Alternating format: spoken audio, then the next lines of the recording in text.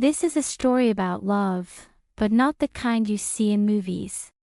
Stay tuned, this one feels a little too real. Unesio's soft, curvy frame sinks into the edge of the bed as her phone lights up. A large transfer to Mina. Her breath catches. Junwoo sleeps peacefully beside her. Another woman's rent, paid monthly. Her chest tightens. Betrayal doesn't shout. It whispers.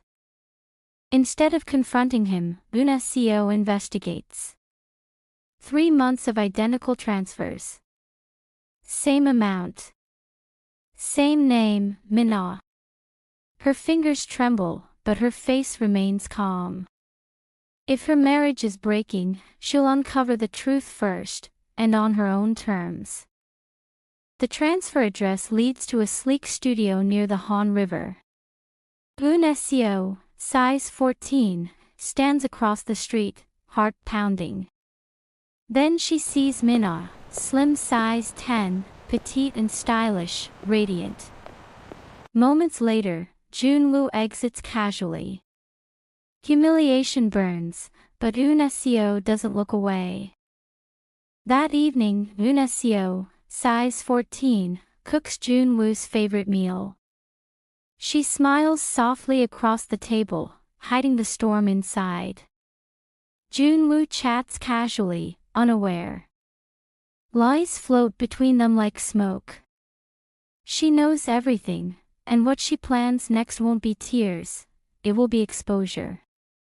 The next morning, she returns to the building. This time, she speaks to the landlord. A polite smile. A simple question. The answer freezes her. The lease isn't new. It's been active for almost a year. Almost the same length as her marriage. The next morning, she returns to the building. This time, she speaks to the landlord. A polite smile. A simple question. The answer freezes her. The lease isn't new. It's been active for almost a year. Almost the same length as her marriage. That evening, Junwoo invites her to a corporate dinner. Colleagues laugh. Glasses clink. She smiles flawlessly. Then she sees Mina enter the restaurant. Not as a stranger. As someone expected. Her pulse spikes, but her face never changes. Junwoo rises from his seat, lifting his glass with effortless confidence. I'd like you all to meet Mina. She'll be consulting on our new project. Polite applause fills the room. Mina bows slightly. Across the table, Unesio keeps smiling. But when Mina's eyes meet hers, there's recognition. Dinner resumes as if nothing unusual happened. Mina speaks confidently about strategy and growth projections. Junwoo listens closely, nodding with quiet approval. Not once does he look toward his wife. Unesio sits still, absorbing every word. This wasn't romance. It was business. After dinner, she steps away from the table. Through the glass wall of a private lounge, she sees documents spread across a table. 2 names appear on a business registration form. Junwoo. Mina. Side by side. Her breath slows. This wasn't temporary. It was planned. In the car, silence surrounds her. The transfers. The late meetings. The introductions. It fits too perfectly. He wasn't supporting someone. He was building something. And that future did not include his wife. The next morning, she walks into the bank they share. Her voice is steady as she requests transaction copies and account details. The manager hesitates, then complies. She scans the documents carefully. Large withdrawals. Joint approvals. This wasn't hidden well. She studies the authorization form again. The signature looks like hers. But she never signed this. The curve of the letters feels slightly wrong. Carefully copied. Carefully forged. Her stomach tightens. This wasn't betrayal. It was fraud. Instead of reacting, she asks for certified copies of every document. The manager watches her carefully. She remains calm. Every page is stamped and sealed. She gathers them neatly into a folder. No confrontation. No tears. Just preparation. She texts Minna directly. We need to talk. They meet at a quiet cafe near the Han River. No raised voices. No accusations. Just two women sitting across from each other. Unesio places the folder on the table. Minna's smile fades. She texts Minna directly. We need to talk. They meet at a quiet cafe near the Han River. No raised voices. No accusations. Just two women sitting across from each other. Unesio places the folder on the table.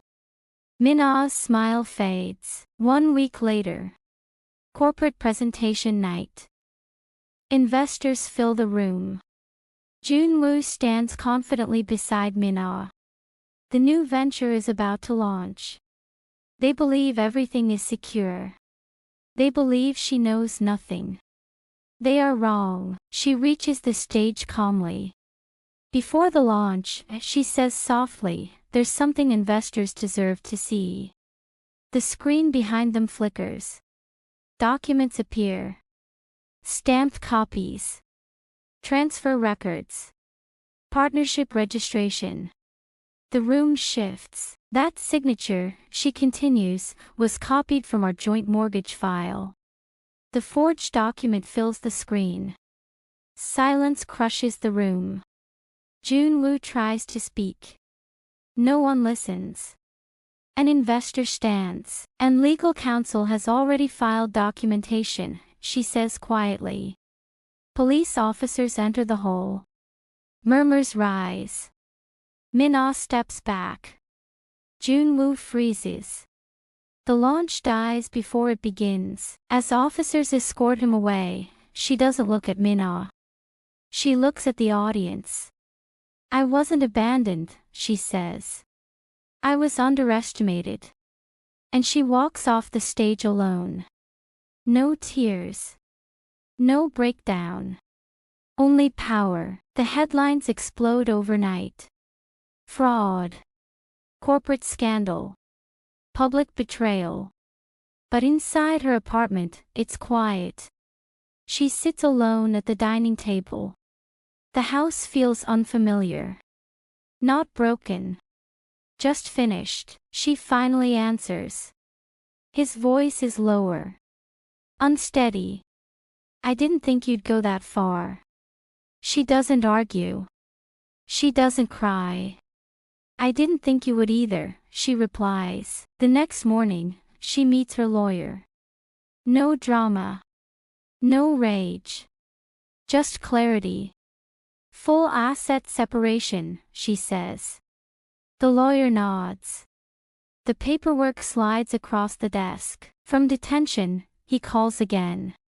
This time, his voice softens. I made mistakes, but we built everything together. He speaks about memories. Vacations. Promises. He wants sympathy. She hears calculation. 2 days later, there's a knock at her door. Minna stands outside. No arrogance now. I didn't know about the forgery, she says quickly. She claims she was misled. That she was also betrayed. Her lawyer calls that evening. There's another issue. A private loan. Registered under the company. But partially guaranteed by marital assets. Her assets. She connects the pieces. The loan wasn't random. It was secured before the presentation. Before the arrest.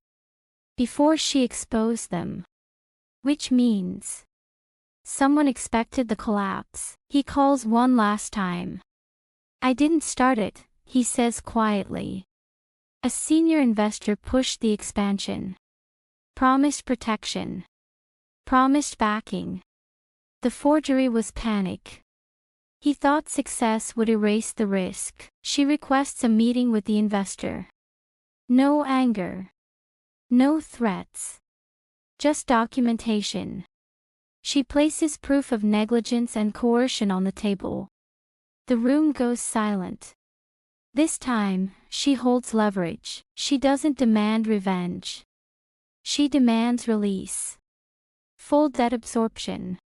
Public distancing. Asset protection. The investor agrees quietly. Scandal is expensive. Silence is cheaper. But she's not done yet. At the final divorce hearing, he looks smaller.